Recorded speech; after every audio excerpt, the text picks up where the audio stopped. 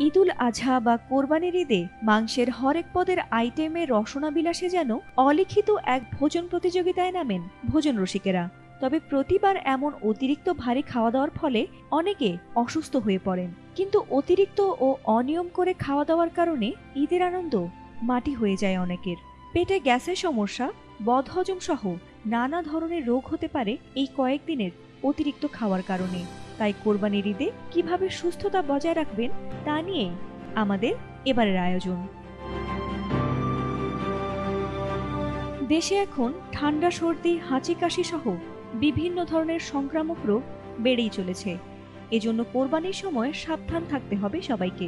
বেশি লোক সমাগম না করা, মাস্ক পরে থাকা সহ এমন কিছু সাধারণ নিয়ম মেনে চললে এসব সংক্রমণ ঠেকানো সম্ভব। মাংস ঠিকমতো সংরক্ষণ না করলে তাতে বিভিন্ন ধরনের জীবাণুর সংক্রমণ হয়ে থাকে।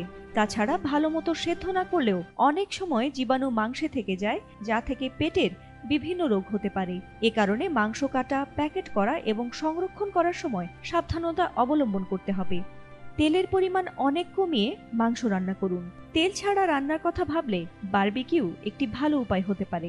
ঈদের সময় বছরের সবচেয়ে সুস্বাদু ও লোভনীয় খাবারগুলো রান্না করা হয়। অবশ্যই সেগুলো খাবেন, তবে পরিমিত পরিমাণে। খাওয়ার পর মেটাবলিজম বাড়িয়ে খাবার হজমে সহায়তা করা, দেহে ইনসুলিনের পরিমাণ ঠিক রাখা এবং ওজন কমাতে গ্রিন টির বিকল্প নেই। তাই বেশি মাংস খেয়ে ফেললে কিছুক্ষণ বিশ্রাম নিয়ে তারপর হাঁটাহাঁটি করুন। তার আধা ঘন্টা পর 1 কাপ গ্রিন টি পান করুন। দেখবেন অতিরিক্ত খাওয়ার ফলে যে অস্বস্তি ছিল তা কমে যাবে। ভীষণ এসি নিয়ে এলো মানিব্যাগ গ্যারান্টি অফার। 1 মাস ব্যবহার করে সন্তুষ্ট না হলে সম্পূর্ণ টাকা ফেরত। যাদের স্থূলতা আছে বা হার্টে চর্বি জমেছে তাদের মাংস কম খাওয়া উচিত। এছাড়া খাওয়ার পর কিছুক্ষণ বিশ্রাম নিয়ে অন্তত 20 মিনিট হাঁটাহাঁটি করা উচিত। অন্যান্য কাজ যেমন সঠিক সময় করতে হয়, তেমনি খাবারটাও খেতে হয় সঠিক সময়ে। ঈদের পর বেশিরভাগ মানুষের খাবারের রুটিনে পরিবর্তন আসে, তাই একবেলা খাওয়ার ন্যূনতম 6 ঘন্টা পর পরের বেলার খাবার খাওয়া উচিত।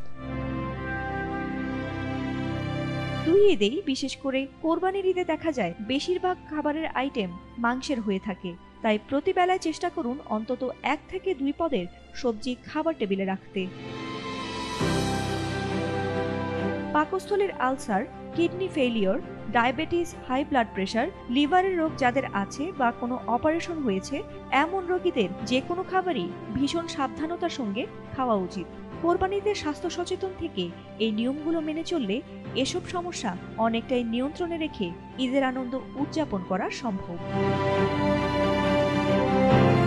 ফাতিমা সুলতানা, এটিএন বাংলা।